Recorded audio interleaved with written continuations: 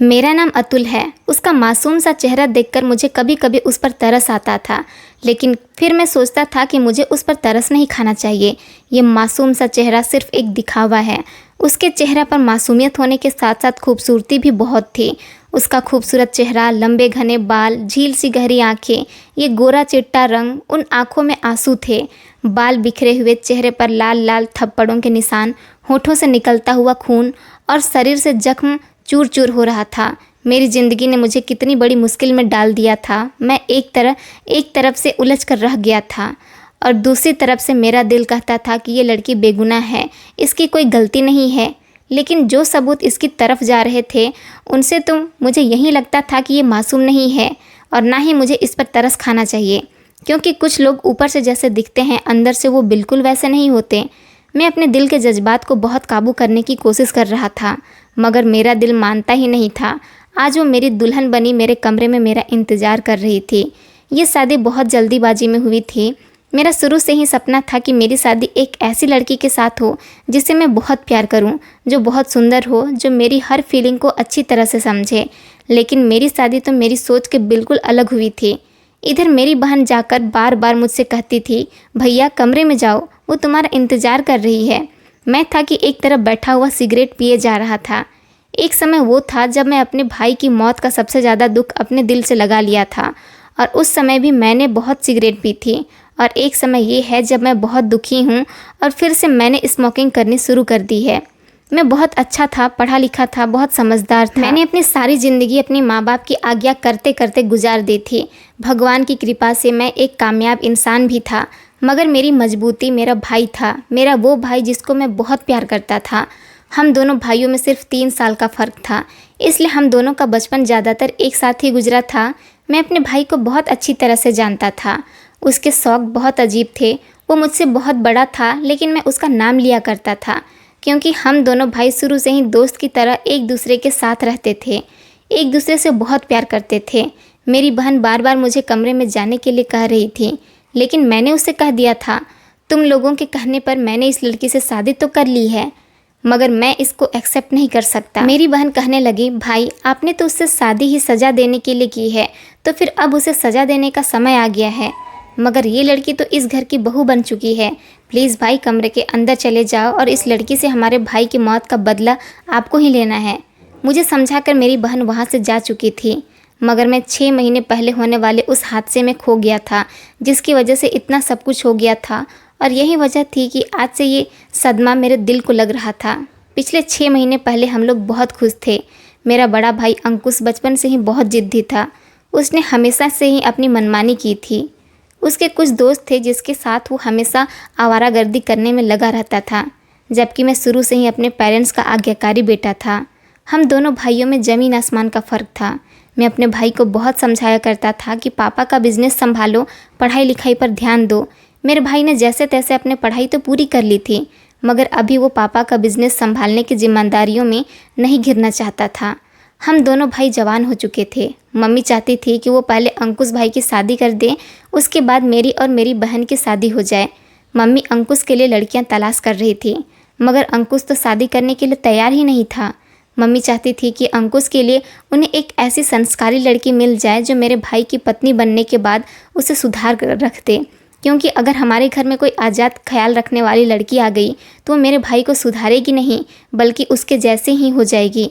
इसलिए मेरी मम्मी को संस्कारी और घरेलू लड़की की तलाश थी, जो इस घर को बनाकर भी रख सके और मेरे भाई को अपनी समझदारी से ठीक कर सके। मम्मी को ऐसी लड़की कहीं नहीं मिल रही थी। फिर बड़ी मुश्किल से मेरी मम्मी ने शादी में एक लड़की को देखा था। उसका नाम अदिति था।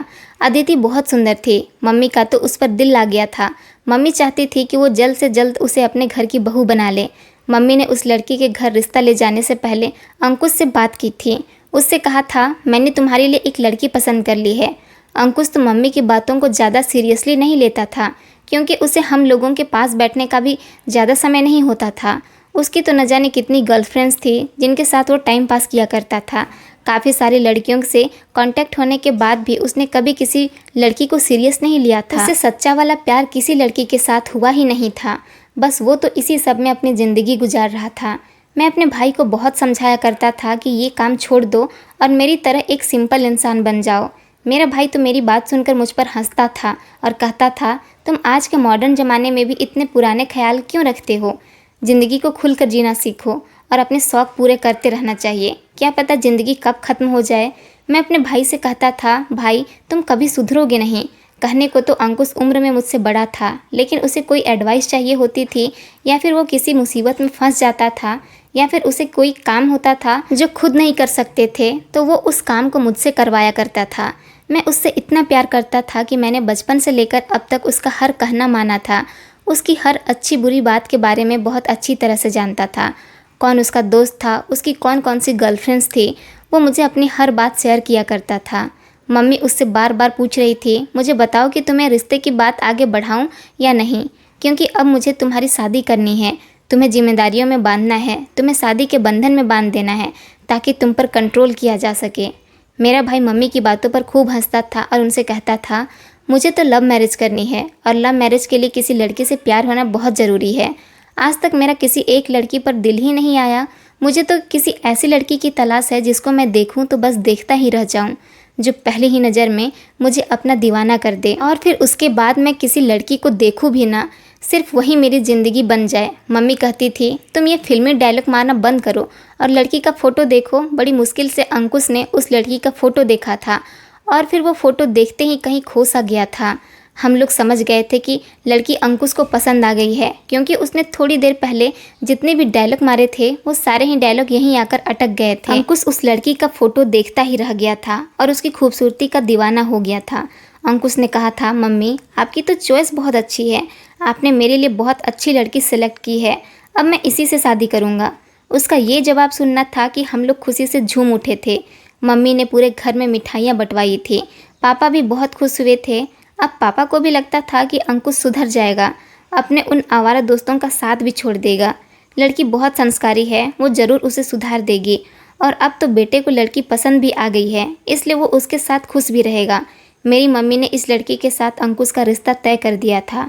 लड़की मिडिल क्लास फैमिली की थी और हम हाई क्लास लोग थे, इसलिए अदिति के घर वाले आसानी से इस शादी के लिए मान गए थे। वो तो अपनी बेटी को बहुत सौभाग्यशाली समझ रहे थे जिसका रिश्ता हमारे घर से गया था। हमने अदिति के बारे में सुना था कि वो बहुत मासूम और सीधी लड़की है। उसकी यही मासूमियत मेरी माँ को बहुत पसंद आई थी। मेरे भाई और अदिति की सगाई हो चुकी थी। उन दोनों की शादी में सिर्फ 1 महीने का समय रह गया था। मेरा भाई शादी से बहुत खुश था और हम सब लोग भी बहुत खुश थे। घर में शादी की तैयारियां चल रही थी। अंकुश ने जब अदिति को फ़ोटो में देखा था तभी उसका वो दीवाना हो गया था, लेकिन जब उसकी सगाई हुई थी और उसने अपनी होने वाली पत्नी के रूप में अदिति को अपने सामने बैठा हुआ देखा था तो वो और ज़्यादा पागल हो चुका था। इसलिए वो उससे मिलने के लिए और उससे बात करने के लिए बेकरार हो रहा था। अदिति की कोई बहन नहीं थी और ना ही कोई भाई था, वो अपने माता पिता की इकलौती बेटी थी। अंकुश ने कई बार अपनी बहन से कहा था कि वो अदिति से उसकी फ़ोन पर बात करवा दे, मगर अदिति इतनी शर्मीली थी कि वो मेरी बहन से भी बस थोड़ी सी ही बातचीत करती थी।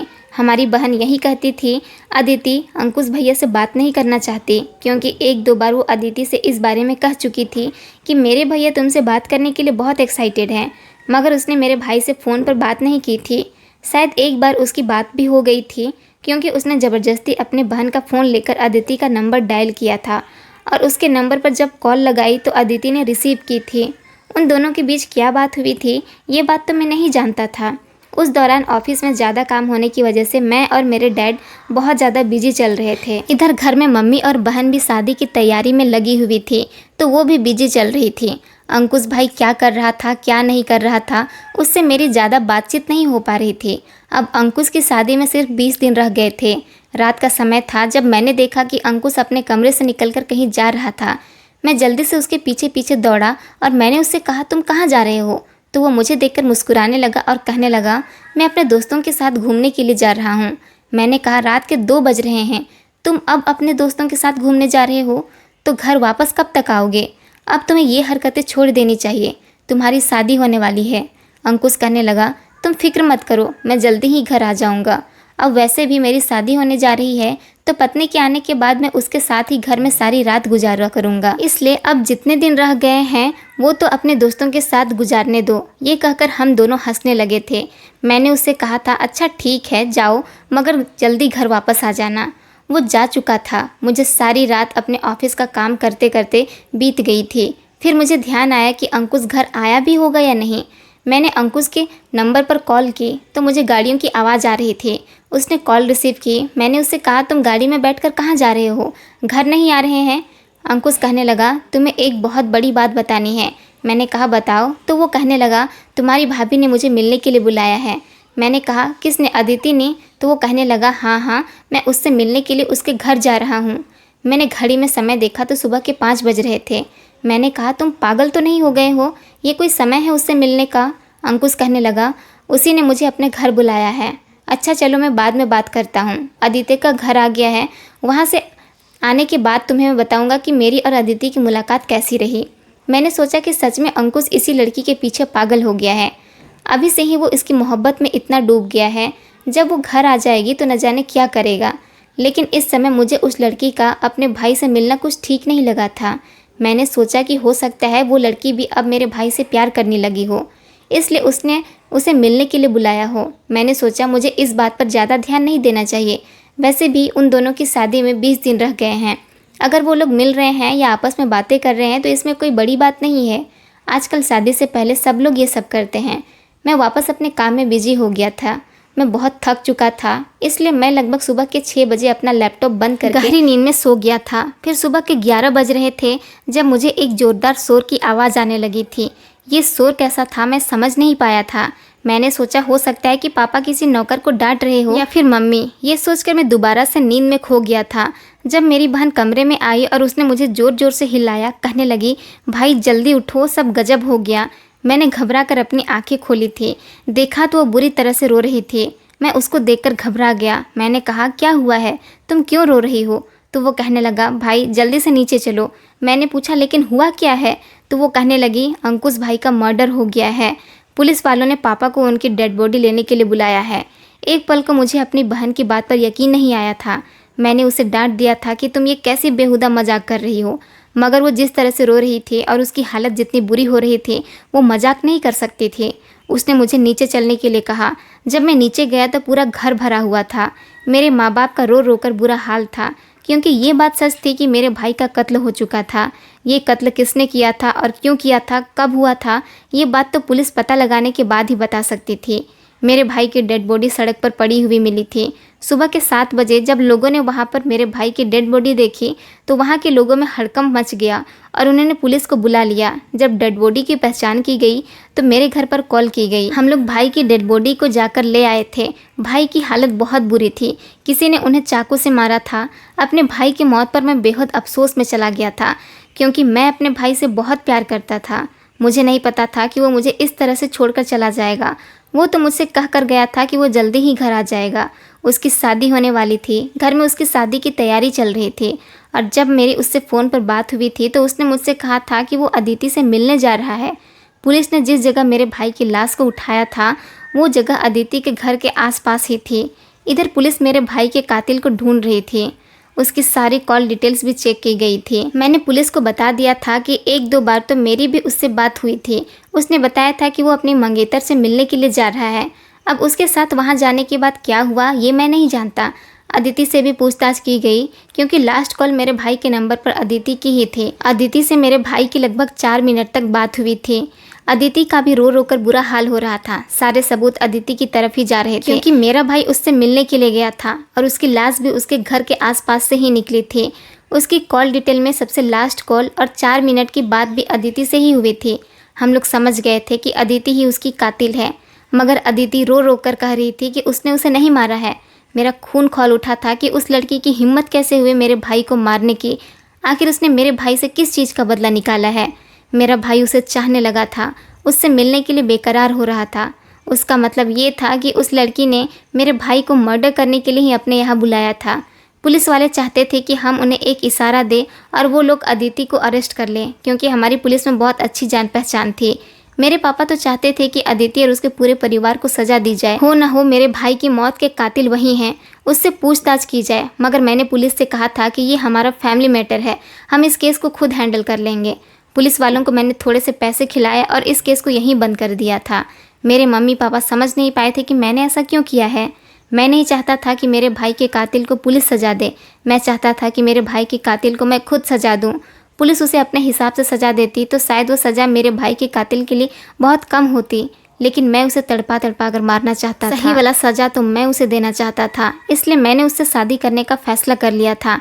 आज वो मेरी दुल्हन बनी कमरे में बैठी मेरा इंतज़ार कर रही थी, मगर मेरा उसके करीब जाने का दिल नहीं कर रहा था। फिर मैंने ये भी सोचा था कि मुझे अपने भाई की मौत का बदला भी तो उससे लेना है। अदिति के घर वाले उसकी शादी मेरे साथ करने पर तैयार नहीं थे, क्योंकि उनको ऐसा लगता था कि हम लोग उन पर इल्ज़ाम लगा रहे हैं, मगर ये कोई इल्ज़ाम नहीं था। सारे सबूत अदिति की तरफ ही जा रहे थे। इसलिए मैंने ज़बरदस्ती अदिति के साथ शादी कर ली और उसे उठाकर अपने घर में ले आया था। वो लोग हमारे सामने गरीब और मामूली से थे, ज़्यादा हाथ पैर भी नहीं मार सकते थे। मैंने उनकी मजबूरी का फ़ायदा उठाया था और उनकी बेटी को अपने घर ले आया था। मैं जानना चाहता था कि आखिर उसने मेरे भाई को क्यों मारा है। बड़ी मुश्किल से भारी भारी कदम बढ़ाते हुए मैं कमरे में गया तो देखा कि वो बिस्तर पर बैठी हुई फूट फूट कर रो रही थी। वो सिर्फ दुल्हन के रूप में थी, मगर मेरी दुल्हन नहीं थी। फॉर्मेलिटी पूरा करने के लिए ये शादी की गई थी ताकि मैं इससे अपने भाई की मौत का बदला ले सकूं। मैं बिस्तर पर गया और मैंने जाते ही उसका गला पकड़ लिया और चिल्लाते हुए कहने लगा, बताओ तुमने मेरे भाई को क्यों मारा है। वो तो डर के मारे अपनी आवाज़ भी नहीं निकाल पा रही थी। मैंने उसके मुंह पर एक ज़ोरदार थप्पड़ मार दिया तो वो दूर जाकर गिरी। वो रोने लगी। मैंने उससे कहा, यहीं ज़मीन पर बैठे बैठे रोती रहूँ। मैं चाहता हूँ कि तुम्हारी आंखों से आंसू ना रुके। मैं बिस्तर पर लेट गया। वो फूट फूट कर रोती रही। मैं उसे देखता रहा और मैं उसे देखते देखते ही सो गया था, क्योंकि मैं उसे इसी तरह से तड़पाना चाहता था। सुबह हुई तो मेरी माँ कमरे के अंदर आई। मैं कमरे से बाहर निकल गया था। मेरे घर वालों को भी यकीन हो चुका था कि हो न हो अदिति ने ही मेरे भाई को मारा है। उन्होंने भी अदिति के साथ बहुत बुरा सलूक किया था। मेरी माँ ने उनके मुंह पर इतनी ज़ोर ज़ोर से थप्पड़ मारे थे कि उसका होंठ फट चुका था, उसके बाल बिखर चुके थे, उसके गाल थप्पड़ों से लाल हो गए थे, उसके होंठ से खून निकलने लगा था। मेरी माँ अपने बेटे से बहुत प्यार करती थी। वो बुरी तरह से रो रही थी। मेरी माँ से रिक्वेस्ट कर रही थी, मुझे छोड़ दो, मैंने कुछ नहीं किया। वो बार बार चीख चीख कर मुझसे कह रही थी, प्लीज़ अतुल तुम मुझे बचा लो, मैंने अंकुश के साथ कुछ नहीं किया है। मैंने उसकी एक न सुनी और बेरहमी से उसे मारता रहा और मैं कमरे से निकल आया था। उसके घर वाले कई बार आए थे कि हमारी बेटी हमें वापस दे दो, मगर मैंने उन लोगों को जान से मारने की धमकी दी थी और कहा था, तुम्हारी बेटी अब मेरी पत्नी बन चुकी है, इस घर में तुम्हें आने की कोई ज़रूरत नहीं है। अगर तुम लोगों ने ज़्यादा होशियारी करने की कोशिश की तो मैं तुम्हारी बेटी को जेल भेज दूंगा और साथ साथ तुम्हें भी। ये समझ लो कि तुम्हारी बेटी इस घर में मेरी पत्नी की हैसियत से रह रही है। तुम लोगों को बर्दाश्त नहीं होता तो मुझे बता दो, मैं उसे जेल भेज दूंगा। वैसे भी वो मेरे भाई की कातिल है। मेरी बात सुनकर वो खामोश होकर हमारे घर से चले गए थे। हमारे पास रुपया पैसा काफ़ी था, इसलिए हम आसानी से अपने पैसे की ताकत दिखा सकते थे। सारा दिन वो कमरे में बंद रहती थी, रोती रहती थी। जब मैं जाता तो उसके बाल खींच खींच कर उसे बहुत मारता था। वो बुरी तरह से जख्मी हो गई थी। उसे पेट भर के खाना भी नहीं दिया जाता था, क्योंकि हम उसे इसी तरह से तड़पाना चाहते थे। मेरी बहन, मेरी माँ और मैं उस सब पर अच्छी तरह से हाथ साफ कर लिया करते थे। अपना सारा जुनून, अपना सारा गुस्सा उस पर निकाल दिया करते थे। मगर वो बार बार मुझसे कुछ कहना चाहती थी। जैसे ही वो मेरे करीब आती, मुझसे रिक्वेस्ट करती, तो मैं उसे मारना शुरू कर देता था, क्योंकि मुझे उसका गिड़गिड़ाता हुआ चेहरा अपने भाई की कातिल के रूप में नज़र आता था। शायद वो जब मेरे भाई को मार रही होगी तो वो इसी तरह से रिक्वेस्ट कर रहा होगा, जब इसने मेरे भाई को नहीं बख्शा तो मैं इसे क्यों बख्शूं। मैं जब रात को उसके साथ कमरे में होता तो वो ज़ोर ज़ोर से रोया करती थी। 3-4 दिन इसी तरह से गुजर गए थे। मुझे उसकी मनहूस शक्ल बहुत बुरी लगती थी, इसलिए जब रात के समय मैं अपने कमरे में होता तो उसे डांट कर कमरे से निकाल दिया करता था। वो कहती थी, मैं कहाँ जाऊँ। मैं उससे कहता था, तुम कहीं भी जाओ, बहुत बड़ा घर है, किसी भी कोने में अपना मुंह छुपाकर रो लो, लेकिन मेरे सामने इस कमरे में मत रहो। मुझे तुम्हारी शक्ल बिल्कुल भी पसंद नहीं है। मैं करवट बदलकर लेट गया था। पीछे पलटकर देखा तो वो कमरे से बाहर निकलकर जा चुकी थी। मैंने इग्नोर किया और मैं सो गया था। सुबह जब मैं अपने ऑफिस के लिए तैयार होकर कमरे से बाहर निकला तो देखा कि वो कमरे के बाहर ही ज़मीन पर बैठी हुई सो रही थी। उसे इस तरह देखकर मुझे उस पर थोड़ा तरस आया था, क्योंकि आज से पहले हमने किसी के साथ ऐसा नहीं किया था जैसा हम इसके साथ कर रहे थे। अब हर दिन ऐसे ही गुजरने लगा था। जब मेरी मम्मी को पता चला कि मैं रात के समय इसे अपने कमरे से निकाल देता हूँ तो मम्मी मुझे डांटने लगी और कहने लगी, इसका मतलब ये है कि इसकी रातें सुकून से गुजर रही है। तुम इसे कमरे में ले जाकर रात भर इसके साथ इतने गलत करो कि इसे एहसास हो इसने हमारे बेटे को हमसे जुदा करके कितनी बड़ी गलती की है। लेकिन मैं ऐसा कुछ नहीं करना चाहता था उसके साथ। इस घर में जो सुलूक हो रहा था वो भी उसकी बर्दाश्त से बाहर था। मैं इससे ज़्यादा और उस पर क्या सितम करता। वो हर समय रोती रहती थी, इसलिए मैं उसे कमरे से निकाल कर खुद सुकून से सो जाया करता था। मैं अपने भाई को कैसे भूलता। आखिरकार मैं उससे बहुत प्यार करता था। उसके सर पर तो सहरा रखा जाना था, मगर वो तो भगवान को प्यारा हो गया था। एक दिन मैं जल्दी ऑफिस से घर आ गया था, बहुत थका हुआ था। अपने कमरे में जैसे ही आराम करने के लिए कमरे का दरवाज़ा खोला तो देखा कि वो शीशे के सामने अपना चेहरा देख कर खुद को मार रही थी और रो रही थी। उसको ऐसा करते हुए देखकर मुझे उसकी दिमागी हालत पर शक हुआ। मैंने ज़ोरदार आवाज़ निकालते हुए कहा, तुम ये क्या कर रही हो? पागल हो गई हो क्या? मेरी बात से वो डर गई और फिर कहने लगी, मैं जो भी करूं आपको इससे क्या मतलब? इतना कहकर वो मेरे पास से बाहर निकल गई। मैं उससे कुछ कहना चाहता था, लेकिन उससे मुझे कोई मौका ही नहीं दिया। उस रात वो कमरे में नहीं आई थी। मैंने सोचा चलो अच्छा ही है, उसे अपनी औकात का पता चल गया था। वैसे भी उसे रोज़ रोज़ अपने कमरे से निकालना मुझे अच्छा नहीं लगता था। अगले दिन मैं सोकर उठा तो मेरी मम्मी मेरे बराबर में बैठी हुई थी। मुझे जागते हुए देखकर मेरे सर पर हाथ फेरने लगी और कहने लगी, मैं जानती हूँ तुम अपने भाई की मौत का बदला जरूर लोगे। मैं बहुत खुश हूँ, इस लड़की की यही सज़ा होनी चाहिए। मैं बड़ी हैरानी से अपनी मम्मी की तरफ देख रहा था कि वो क्या कह रही है, वो क्यों खुश थी। मैंने आखिरकार ऐसा भी क्या कर दिया था? मगर मम्मी ने जो भी मुझे बताया मुझे उनकी बात समझ नहीं आई थी। सुबह के टाइम जब वो मेरे कमरे में आई तो बुरी तरह से रो रही थी। मैंने उसे कहा, तुम घर में इधर उधर कहाँ घूमती फिरती हो? मैं तुम्हें कमरे से बाहर निकाल देता हूँ, इसका मतलब ये नहीं है कि तुम अपनी मनहूसियत चारों तरफ फैलाती रहो। वो मुझसे कुछ कहना चाह रही थी, मगर मैंने उसकी एक न सुनी और मैं ऑफिस के लिए निकल गया था। 2-3 दिन मैंने अदिति को नहीं देखा था। मैं यही सोच रहा था कि मेरे कमरे के अंदर मेरी बहन आ गई और कहने लगी, भाई मुझे आपसे कुछ इम्पोर्टेंट बात करनी है। मैंने उससे कहा, हाँ बताओ। तो वो कहने लगी, अदिति की तबीयत ठीक नहीं है। मैंने कहा, क्यों, उसे क्या हो गया है? तो वो कहने लगी, पता नहीं भाई, बस हमेशा रोती रहती है और आज तो मैंने उसे गौर से देखा, वो बहुत कमज़ोर हो गई है। मैंने अपनी बहन की तरफ देखा और कहने लगा, तुम्हें उससे इतनी हमदर्दी क्यों होने लगी है? वो कहने लगी, भाई पता नहीं क्यों मेरा दिल नहीं मानता कि वो भैया की कातिल है। ऐसा लगता है कि हम उस पर अत्याचार कर रहे हैं। मैंने कहा, वही भैया की कातिल है, क्योंकि सारे सबूत उसी की तरफ इशारा करते हैं। मेरी बहन कहने लगी, लेकिन भाई अभी ये बात क्लियर तो नहीं हुई है ना कि अदिति ने ही हमारे भाई को मारा है। आपने ये केस अपने हाथ में ले लिया, पुलिस को भी कुछ करने नहीं दिया। मैंने कहा, तुम अपनी बकवास बंद करो और जाओ मेरे कमरे से। वो मेरे कमरे से चली गई थी, मगर न जाने क्यों अदिति से उसे हमदर्दी होने लगी थी। उसकी बात सुनकर तो 1 मिनट के लिए मैं भी शॉक्ड रह गया था और मुझे भी अदिति की फ़िक्र होने लगी थी। फिर जब रात को मैं ऑफिस से घर आया तो मैंने देखा कि वो कमरे में बैठी हुई थी। आज 3 दिन बाद मैंने उसे देखा तो सच में बहुत कमज़ोर लग रही थी। वो आंखें बंद किए हुए सोफे पर लेटी हुई थी। उसे देखकर मेरा दिल एक अजीब सी तकलीफ़ का शिकार हो गया था। मेरा मन कर रहा था कि मैं बस इसी तरह से उसे देखता रहूं। वो बहुत खूबसूरत थी। उसके चेहरे से नज़र हटा पाना मेरे लिए बहुत मुश्किल हो रहा था। जिस दिन से अदिति इस घर में आई थी वो एक ही जोड़ी कपड़े में थी। उसके चेहरे पर उसके बाल बिखरे हुए थे। मैं धीरे धीरे उसके करीब गया और उसके चेहरे से बालों को हटाने लगा। मेरा हाथ जैसे ही उसके चेहरे को छूने लगा तो वो घबरा कर उठ बैठी। मैं भी उसे जागता हुआ देखकर पीछे हट गया था और फिर मैं अपने 1-2 काम करने लगा। जब वो चलते चलते मेरे करीब आई और मेरे पैरों में गिरकर फूट फूट कर रोने लगी। उसने मेरे दोनों पैर मजबूत से पकड़ लिया और कहने लगी, प्लीज़ अतुल, मुझे मेरी मम्मी पापा के पास छोड़ाओ। तुम लोग मुझे गलत समझ रहे हो। मैंने तुम्हारे भाई को नहीं मारा है। मैं बेकसूर हूँ। मैं और यहाँ पर नहीं रह सकती। मेरी बर्दाश्त खत्म हो चुकी है। मैंने अपनी लात मारकर उसे दूर धकेल दिया था। मैंने उससे कहा, मेरे साथ ज़्यादा फ्री होने की कोशिश मत करो और अब यही तुम्हारा घर है, यहीं पर तुम्हें तड़प तड़प कर ज़िंदगी गुजारनी है। वो मुझसे कहने लगी, तुम मेरे साथ बहुत गलत कर रहे हो। मैं बेकसूर हूँ। कसूरवार मैं नहीं बल्कि तुम्हारा भाई कसूरवार था, वो भी मेरा। उसकी बाकी के शब्द उसके मुंह में ही दम तोड़ दिए थे। जब मेरे हाथ का जोरदार थप्पड़ उसके गाल पर पड़ा था वो खुद को काबू न कर सकी थी और ज़मीन पर गिर पड़ी थी।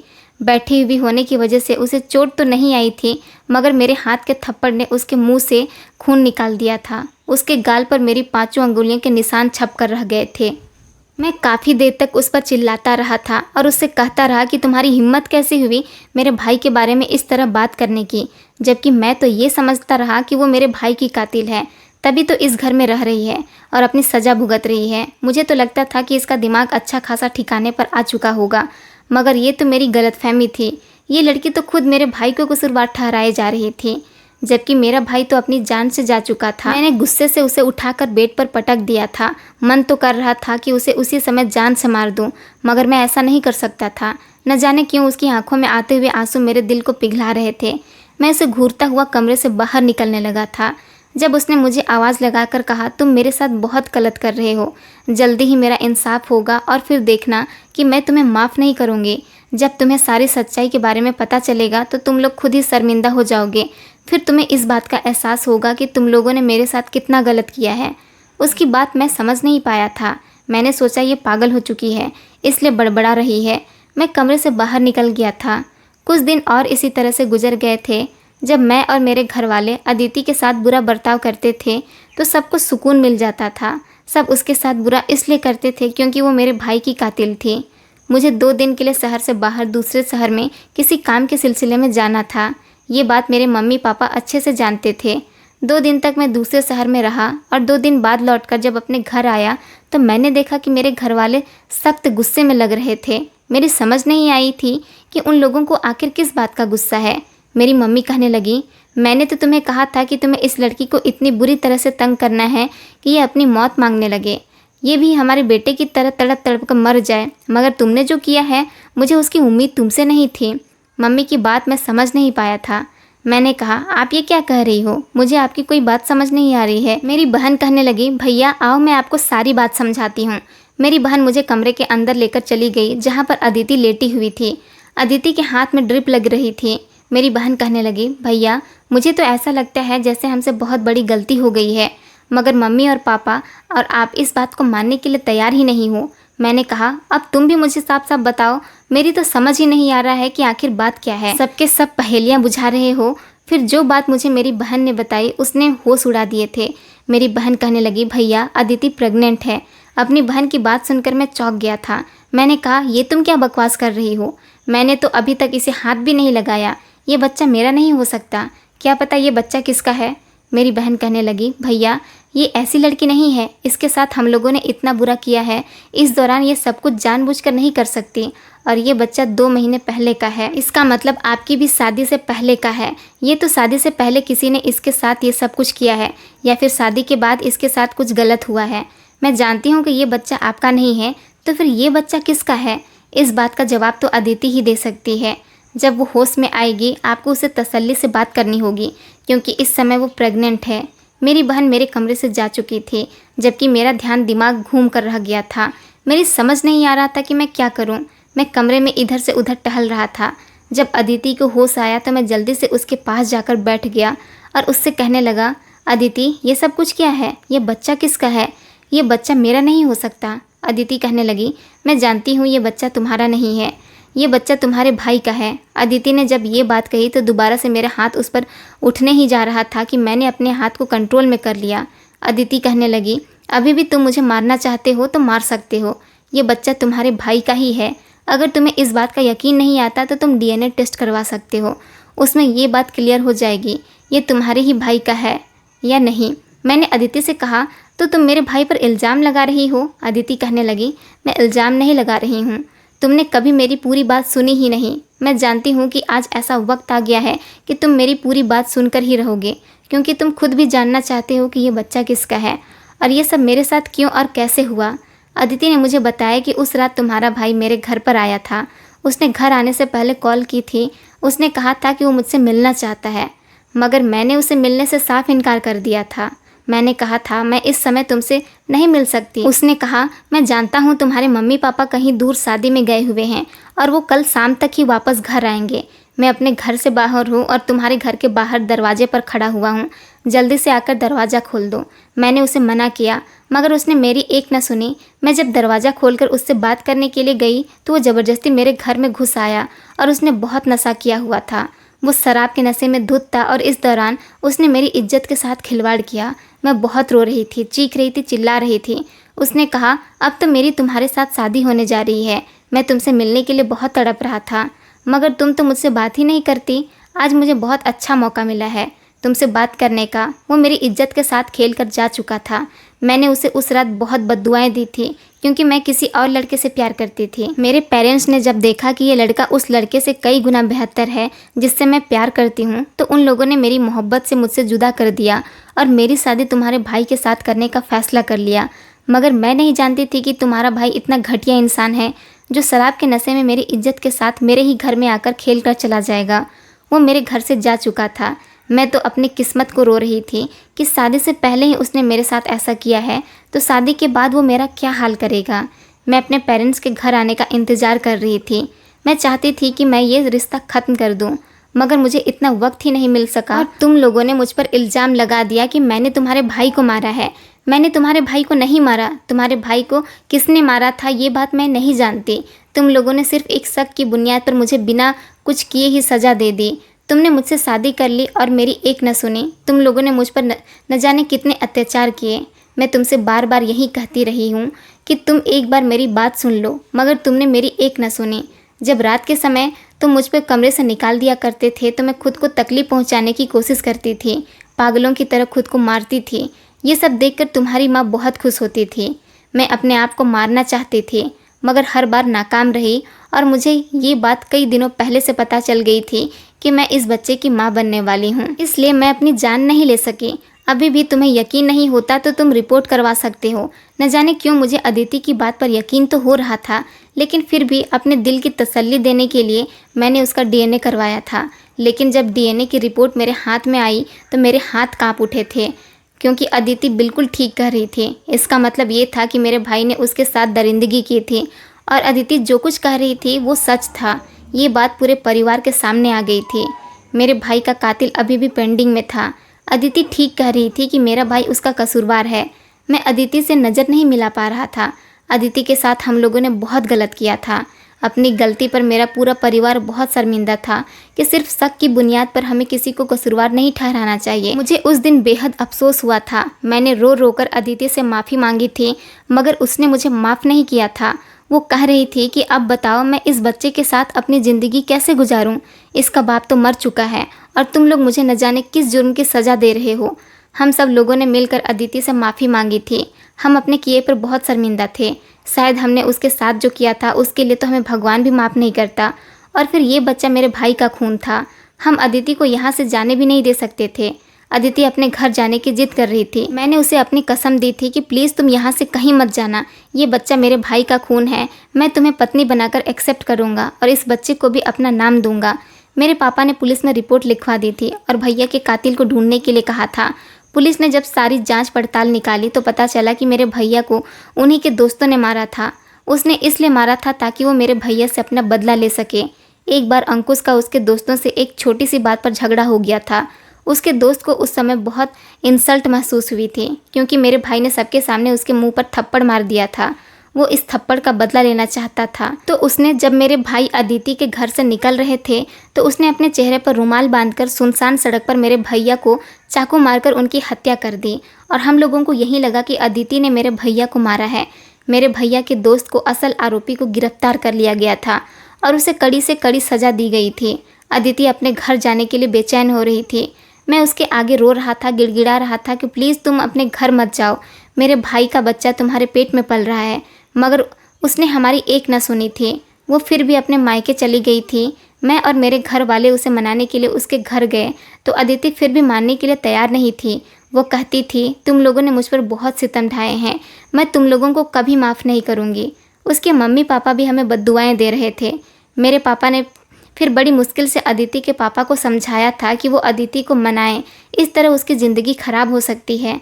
हमारा बेटा इस बच्चे को नाम देना चाहता है। फिर भी उसके घर वाले नहीं माने। उन्हें यही लगता था कि उस घर में दोबारा से ले जाने के बाद हम लोग अदिति के साथ फिर से गलत करेंगे। मेरे पापा ने अपनी सारी जायदाद अदिति के और इस बच्चे के नाम कर दी थी और कहा था कि अब तुम्हें हमसे कोई खतरा नहीं होगा। हमने अपना सब कुछ तुम्हारे और तुम्हारे बच्चे के नाम कर दिया है। अगर तुम्हें लगे कि हम लोग तुम्हारे साथ अच्छा सलूक नहीं करते तो तुम हमें घर से निकाल सकती हो, क्योंकि अब तुम हमारी जायदाद की मालकिन हो। अदिति ने ये सब कुछ बड़ी गहराई से सोचा था और फिर उसने सोचकर कुछ दिनों बाद मुझे जवाब दिया था कि वो मेरे साथ ज़िंदगी गुजारने के लिए तैयार हैं। और मेरे घर वाले बहुत खुश हुए थे कि उसने हमें माफ़ कर दिया था। और फिर जब अदिति मेरे घर आ गई तो उसने कुछ समय बाद एक प्यारे से बेटे को जन्म दिया था। अदिति और उसका बेटा अब इस घर के मालिक हैं। मैं अदिति से बहुत प्यार करता हूँ। वक्त के साथ साथ मैंने उसके दिल में अपनी मोहब्बत जगा दी थी। ये सब करना मेरे लिए बहुत मुश्किल था क्योंकि अदिति मुझसे नफरत करने लगी थी। लेकिन फिर कहते हैं ना कि कोशिश करने वालों की कभी हार नहीं होती। मैं और मेरे घर वालों ने जी तोड़ कोशिश की थी कि अदिति हमें दिल से माफ़ कर दे, क्योंकि वो हमें माफ़ तो कर चुकी थी और हमारे साथ रह भी रही थी, मगर उसका दिल हमारे साथ नहीं मिलता था। वक्त के साथ साथ वो बिल्कुल ठीक हो गई। हम दोनों पति पत्नी एक खुशहाल ज़िंदगी गुजार रहे हैं। मैं चाहता हूँ कि आप लोग भी किसी पर सिर्फ शक करके उसकी ज़िंदगी तबाह ना करें, उसके बारे में सारी जांच पड़ताल निकालें, उसी के बाद कोई फैसला करें। दोस्तों, उम्मीद करती हूँ आपको हमारी कहानी पसंद आई होगी। कहानी पसंद आई है तो वीडियो को लाइक करें, चैनल पर नए हैं तो चैनल को सब्सक्राइब करें और हाँ, नोटिफिकेशन बेल को ज़रूर दबाएं ताकि अगली अपडेट सबसे पहले आपको मिले। धन्यवाद दोस्तों।